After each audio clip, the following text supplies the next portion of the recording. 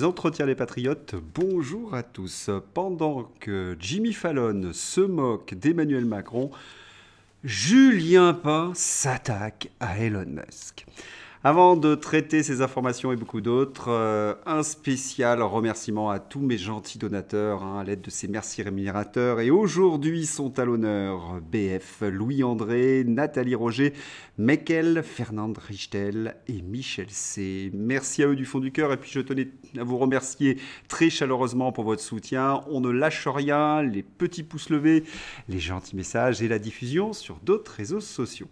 Alors je vais reprendre mon information d'hier parce qu'il y a eu beaucoup de commentaires sur les pistes de la réforme de la Constitution. Non seulement ils voudraient remettre à l'honneur le RIC, mais également inscrire l'IVG dans la Constitution.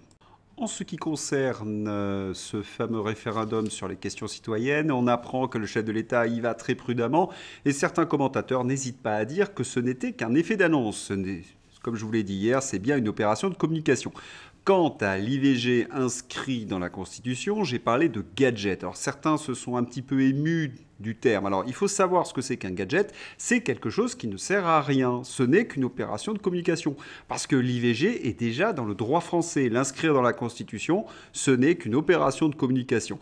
On a bien compris quel était le but, c'est de faire en sorte que les conservateurs, comme nous, se mettent à hurler et ainsi Emmanuel Macron est défendu par tous les féministes. C'est pour ça que j'avais pas du tout envie de surenchérir. Non, nous avons affaire qu'à une opération de communication pour gagner du temps.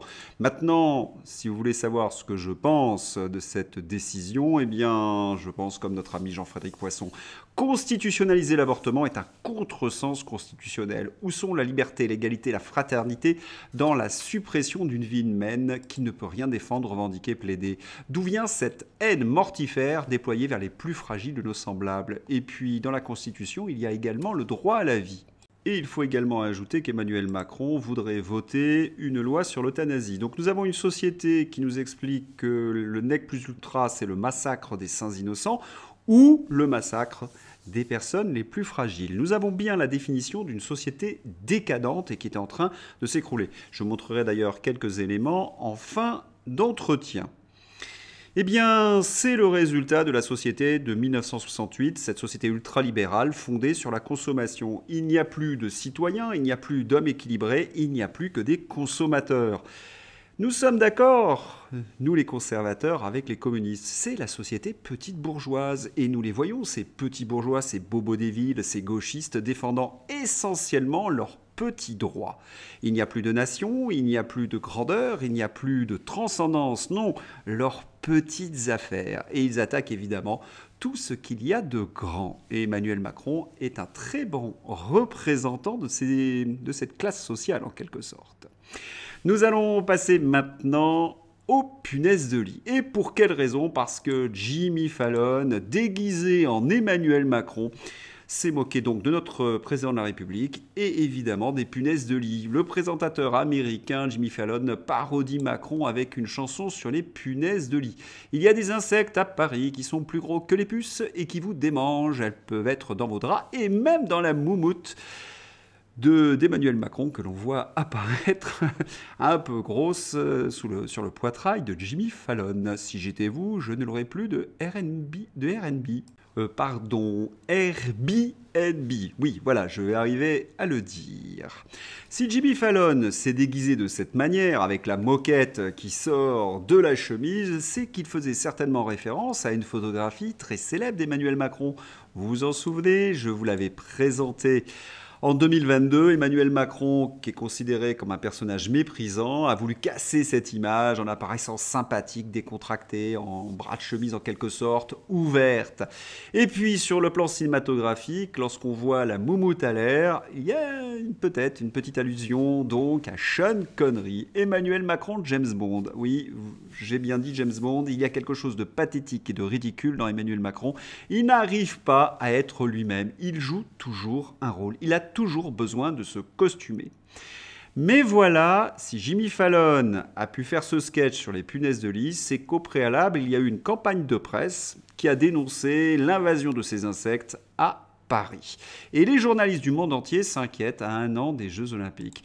Le gouvernement a dû réagir, il y a eu une première conférence de presse. Punaise de lit, les groupes Renaissance, Démocrates et Horizon ont décidé de faire ce sujet une priorité, annonce Sylvain Maillard. Les députés de la majorité défendront en décembre une proposition de loi sur la question. Une proposition de loi, comme c'est original. On a l'impression de lire et revoir éternellement le même scénario sur les mêmes sujets.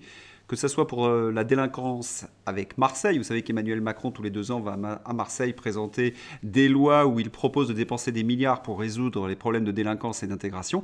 Eh bien, ce gouvernement nous refait le même sketch d'il y a une année. En effet, il faut se rappeler que le jeudi 10 mars 2022, le gouvernement avait dévoilé son premier plan interministériel contre les punaises de lit, afin d'améliorer la sensibilisation et d'intensifier la mobilisation dans tous les secteurs d'activité concernés par ce fléau.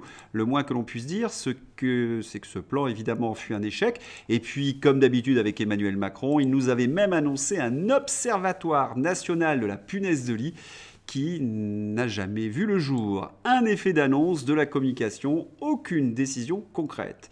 Et puis certains ministres rétropédalent comme Julien Beaune qui nous explique que ce n'est pas si grave que ça, ce n'est que des étrangers qui attaquent notre pays, comme s'il voulait peut-être défendu par patriotisme, Clément Beaune, affirmant que ces insectes sont présents dans toutes les grandes villes, le membre du gouvernement, donc Clément Beaune, dément toute recrudescence du phénomène. Non, circuler, il n'y a rien à voir. Acteur de la préparation de ces Jeux Olympiques sur les transports, Clément Beaune s'est exprimé ce mercredi dans la presse internationale. Pourquoi ? Parce qu'on veut aussi que ça ne soit pas gâché par ce genre de mauvaise publicité. On prend le sujet au sérieux, pas de panique ! Pas de panique, vraiment. Vous avez donc le ministre des Transports Clément Beaune qui contredit le responsable Renaissance à l'Assemblée nationale. Oui, cela semble bien de la panique. Et puis la façon dont Clément Beaune a de minimiser les faits, il n'y a pas de puce de lit dans les transports, il n'y en a pas plus qu'ailleurs. Ce n'est que de la malveillance des anglo-saxons. Vraiment ? Eh bien, on va regarder dans les faits. Article du Figaro, le nombre de sociétés proposant des désinsectisations augmente et le bon côtoie le moins bon alors que la demande explose. Fumigène, détection canine, piège à nuisibles, aspiration à la vapeur, sèche, les méthodes pour se débarrasser des punaises de lit pullulent sur Internet, tout comme les entreprises qui vendent ces prestations parfois à prix d'or. Il existerait près de 1500 prestataires en France proposant des services d'extermination de punaises de lit, faisant se côtoyer le bon et le moins bon. On constate 25% de demandes en plus chaque année, confirme David Caudio, directeur d'agence chez Techway, une société spécialisée filiale de Foncia. Et le phénomène s'est encore accéléré depuis la rentrée. On a 5 à 10 fois plus d'appels que l'année dernière à la même époque. On ne peut pas répondre à toutes les demandes, estime Alexandre Wauck, directeur de la société parisienne spécialisée Eradic. Ce n'est pas une surprise, Clément Beaune ment. Il voulait déminer et boum, il a marché sur sa propre mine. En 2022, il nous proposait un plan contre les punaises de lit. En 2023-2024, il nous propose une loi contre les punaises de lit. Et comme il ne traite jamais le problème, eh bien on imagine qu'en 2025, le président de la République nous proposera le Grenelle de la punaise de lit. Jamais, il ne traite le problème. Et en même temps, comment pourrait-il réussir ? Ils envoient des démineurs, jamais d'antiparasitaires. C'est tombé sur les écrans, encore un scandale de la Macronie. Le fils d'Agnès Buzyn vient d'être nommé conseiller prévention et santé au cabinet du ministère de la Santé. Bonne journée les gueux. Oui, nous avons bien affaire avec ce gouvernement à une mafia.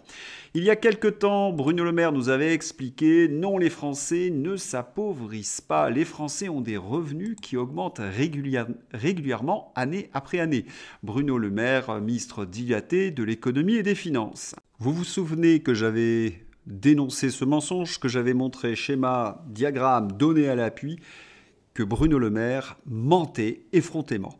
Et il n'y a pas une semaine qu'une nouvelle vienne accabler un peu plus le menteur dilaté de Bercy. Et aujourd'hui, le témoignage nous vient des Restos du Cœur. À partir de novembre, nous allons refuser du monde pour la première fois de notre histoire, annonce le délégué général des Restos du Cœur, Jean-Yves III, évoquant une hausse massive et brutale de demandes qui n'étaient jamais arrivées. Alors, il n'y a pas que Bruno Le Maire qui est responsable, il y a également le CNPF. Que nous dit le CNPF? Loi immigration, il faut un principe légal simple. Dès qu'une personne travaille, elle doit être régularisée, estime Sophie Binet. C'est grâce à des sans-papiers que des secteurs entiers tiennent. Ne pas les régulariser permet d'organiser le dumping social. Ah, excusez-moi, j'ai commis une erreur. Sophie Binet n'est pas la représentante du MEDEF. Ah, c'est de la CGT. Vous êtes sûr? Parce qu'elle est sur les mêmes positions que le MEDEF, le World Economic Forum. Ah bah tiens, non, excusez-moi, c'est une petite erreur, elle est de la CGT.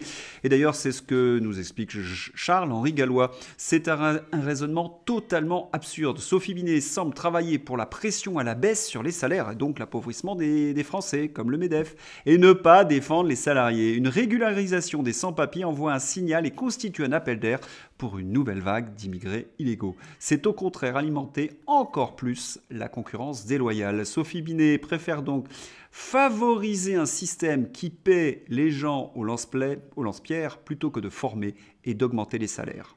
Vous avez donc une syndicaliste de la CGT qui pense de la même façon que le MEDEF, qui pense de la même façon que Bruno Le Maire, qui pense de la même façon que les élites européennes, qui pense de la même façon que le World Economic Forum. Est-ce un hasard? Klaus Schwab nous avait expliqué que non. Et puis, le choix des dirigeants est quelque peu, comment dirais-je, affligeant. Regardons la mésaventure qui est arrivée à Anne Hidalgo. C'est stupéfiant. Conseil de Paris, l'étonnante réponse d'Anne Hidalgo comparée au roi Midas par un élu LR. Alors que David Alphand a utilisé une métaphore mythologique pour brocarder l'action de la maire de Paris, en fait, il a expliqué qu'elle était une Midas inversée, qu'elle transformait l'or, la ville lumière de Paris, c'est une vieille métaphore littéraire, en plomb. Elle a répondu que cela faisait quelques années qu'elle n'avait plus de voiture. Elle confondait donc avec Midas, celui qui s'occupe des voitures. Si vous voulez entendre l'échange, n'hésitez pas à regarder dans ma description. Et c'est elle que les Parisiens ont choisi pour gouverner Paris, mais on ne doit pas donc s'étonner des punaises de lit, des rats et autre chose. Nous avons affaire à une inculte. Allez, c'est l'heure d'ouvrir la page LCU, vous l'attendez tous. Et nous allons commencer par un journaliste qui n'y travaille pas encore, mais qui pourrait y faire partie. Vous allez comprendre pourquoi. On va commencer par lire ce tweet de Julien Pain. Bonjour BNP Paribas et Société Générale. Vous faites partie des 7 banques qui ont permis à Elon Musk de racheter Twitter. Je propose que vous fassiez tout ce qui est en votre pouvoir pour mettre un terme à la dérive nauséabonde de ce réseau social. Virer Musk serait un premier pas. Je ne sais pas comment le lire parce qu'en effet, on a l'impression de lire quelqu'un qui n'est pas tout à fait normal, qui a un toc dans la tête. Première remarque, on croyait que Julien Pain avait quitté ce réseau nauséabond peuplé de complotistes et de fake news. Manifestement, il y est resté parce qu'il peut bénéficier de la liberté d'expression. Un paradoxe qu'il n'a pas résolu. Et puis, il y a le fond. On va reprendre le tweet. Vous faites partie des 7 banques qui ont permis à Elon Musk de racheter Twitter. Je propose. Mais qui est ce je, Julien Pain, avec ses petits bras? C'est quelle taille de melon, Julien Pain, pour ordonner à des organismes financiers d'agir de la sorte? Ridicule. Et puis, il y a le fond. Julien Pain ne connaît pas le droit des affaires et si en effet les banques faisaient ce que Julien Pain ordonne, eh bien, elles commettraient des délits. En effet, il y a une loi, et heureusement, où les banques n'ont pas le droit d'interférer dans la conduite des affaires. C'est strictement interdit. Mais heureusement, vous imaginez si les banques décidaient ce qui est du domaine de la liberté d'expression ou pas? Mais c'est quelle dérive totalitaire que vous venez d'écrire? Vous voulez que la finance prenne le pouvoir? Ah, on sent peut-être qu'il y a une influence BlackRock Vanguard chez vous. Et puis, il faut savoir que les chefs d'entreprise sont aussi protégés si les banques s'amusaient par exemple à couper les lignes de crédit de manière abusive et mettaient en danger la société d'Elon Musk, eh bien, les lois protègent Elon Musk et elles seraient obligées de payer. Si par exemple les banques voulaient contrôler la société d'Elon Musk en achetant par exemple des actions, transformer donc des créances en actions, c'est-à-dire sur le plan du droit de la finance, ça s'appelle de facto manager, eh bien, Elon Musk serait en droit de ne plus rembourser ses dettes. Voilà, donc la loi protège Elon Musk et Julien Pain est dans un délire absolu. Et puis on va parler du fond. Est-ce que c'est le travail d'un journaliste de demander la censure? Est-ce que c'est le travail d'un journaliste d'exiger de banques qu'elle censure Elon Musk? Là, j'avoue, les bras nous en tombent.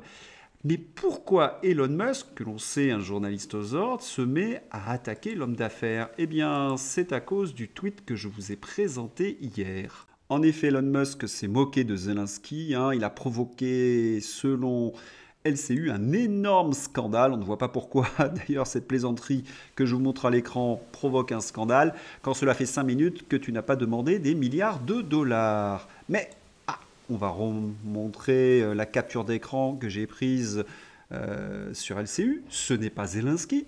Mais c'est bien Elon Musk. Et puis, ce n'est pas la même phrase. Quand cela fait 5 minutes que tu n'as pas fait de la propagande russe. Et à l'écran, vous reconnaissez grimé Elon Musk.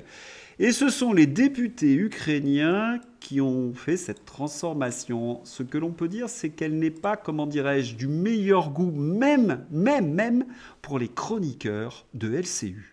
Ce tweet, par ailleurs, était tellement nul qu'il a été effacé au bout de quelques temps. En effet, comment reprocher à un Américain sa liberté d'expression et un trait d'humour? Parce que cela en disait beaucoup, après tout ce que nous avons dit depuis 15 jours, sur ce qui se passe réellement à Kiev. Sur le plateau de LCU, c'est la consternation, c'est le malaise. Maintenant, vous avez toutes les cartes en main pour comprendre le tweet de Julien Pain. Elon Musk gêne Thierry Breton. Elon Musk gêne la Commission européenne qui est en train de mettre en place la nouvelle campagne de Pchout. Elon Musk a attaqué Zelensky. Eh bien, Julien Pain, qui a un melon comme ça, s'est précipité contre Elon Musk et évidemment, il s'est fracassé parce que son tweet montre qu'il est pour la censure et pour une dictature financière. Bravo Julien Pain, vous êtes un champion du monde, ne changez rien.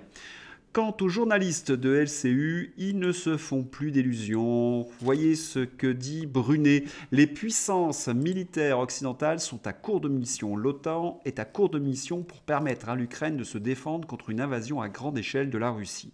Vous ne trouvez pas que le ton a changé? Il y a encore quelques semaines, on nous expliquait que l'Ukraine allait reprendre la Crimée, que les soldats ukrainiens allaient boire du chocolat au café Pouchkine à Moscou. Là, c'est terminé. Ils craignent un effondrement puisqu'ils nous parlent d'invasion à grande échelle. Oui, les journalistes de LCU n'ont pas le moral et cela vient de cette information. Le fond du tonneau est désormais visible, a déclaré mardi l'amiral Rob Bauer, président du comité militaire de l'OTAN, à propos des stocks de munitions occidentaux lors d'une discussion au forum sur la sécurité de Varsovie. Lorsqu'on ajoute les problèmes financiers de l'Union européenne et des États-Unis, la fin semble inéluctable. D'autant plus que nous venons d'apprendre que intégrer l'Ukraine dans l'Union européenne ne coûterait pas grand-chose. Une broutille, une pacotille. L'adhésion de l'Ukraine coûterait que 186 milliards d'euros sur 7 ans aux 27 pays de l'Union européenne. Et pour un contributeur net comme la France, je vous ai dit, c'est une véritable broutille. C'est entre 30 et 40 milliards d'euros. C'est à peu près la réforme des retraites. Oui, une véritable broutille, quelque chose que vous avez certainement sur votre compte en banque. De toute façon, souriez, c'est vous qui payez. Nous allons maintenant changer de continent. Nous allons traverser l'Atlantique, aller aux États-Unis et constater que Joe Biden est dans une situation de plus en plus difficile. Fox News, l'administration Biden évoque un besoin immédiat de déroger aux réglementations et de construire un mur frontalier au Texas alors que l'immigration augmente. L'annonce intervient alors que le nombre de migrants en septembre a battu de nouveaux records. Vous avez peut-être vu les images d'Elon Musk se rendant sur place et constatant qu'en effet c'est par dizaines de milliers chaque jour, certains même évoquent des centaines de milliers, que les Mexicains viennent aux États-Unis. Les républicains, quand ils voient cette décision de construire un mur, disent « Donald Trump a toujours raison ». En effet, c'est Joe Biden qui a mis fin à la construction du mur, c'est Joe Biden qui a invité les services américains à accueillir plus généreusement les immigrés illégaux venant du Mexique. Le résultat ne s'est pas fait attendre, les migrants illégaux mexicains déferlent sur le Texas. Elon Musk, par ailleurs, s'était rendu sur la frontière mexicaine. Il avait constaté en effet ce déferlement certains jours, on dépasse les 250 000 clandestins mexicains. Vous imaginez, 250 000. Et à l'intérieur de ces clandestins mexicains, il y a des sicarios. Sicarios, cela vous dit peut-être quelque chose, vous avez peut-être vu le film. Ce sont ces mafieux qui travaillent pour les cartels de la drogue du Mexique. Ils viennent vendre des opiacés sur le territoire américain. Vous avez peut-être également vu ces images du délitement de la société américaine. Vous comprenez mieux dans ces conditions pourquoi le peuple américain demande des comptes à Joe Biden et qu'il est obligé de manger son chapeau et de donner raison à Donald Trump. Par ailleurs, son fils Hunter est accusé de détention d'armes illégalement. Il risque la prison. Quand Hunter est devant un juge, il y a une situation symétrique. Donald Trump également est devant un juge. Cette fois-ci, il est accusé de malversation financière, d'avoir gonflé ses actifs. Vous savez également que généralement, c'est du harcèlement de la part des démocrates. Et comme le montre la vignette, Donald Trump n'est pas du tout abattu. On l'a vu très combatif contre le juge. Il désirait d'être président de la Chambre américaine en remplacement de McCarthy. Certains d'entre vous pourraient me dire qu'il n'est pas élu député. Oui, mais la loi américaine le permettrait. Une affaire donc à suivre. Allez, on va terminer par le GIEC. Oui, on va terminer par le GIEC, par cet article du Monde. Ça fait longtemps que j'en ai pas parlé. Vous m'avez dit, alors, le réchauffement climatique. Le voilà. Réchauffement, les climatologues en première ligne face à l'armée du doute. Depuis le printemps 2022, les spécialistes du climat subissent des vagues d'attaques sur les réseaux sociaux, émanant le plus souvent de comptes anonymes qui remettent en cause la réalité du réchauffement climatique ou la responsabilité des activités humaine. Et vous avez le dessin, parfois je rêve que la bêtise soit un facteur aggravant de risque de décès prématuré lié au réchauffement.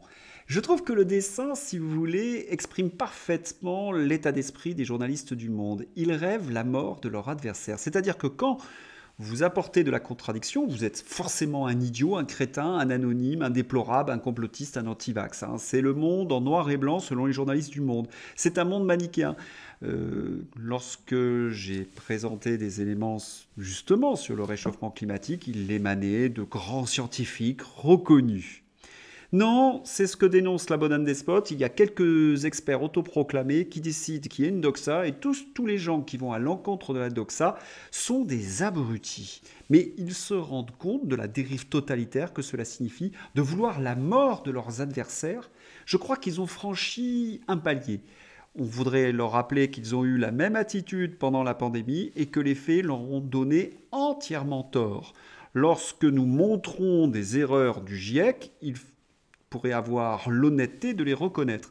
Allez, on va terminer par un dessin pour nos journalistes du Monde. Le soleil se couche tous les jours de plus en plus tôt. C'est parce que le niveau de la mer monte. Oui, ça doit être certainement un spécialiste du GIEC.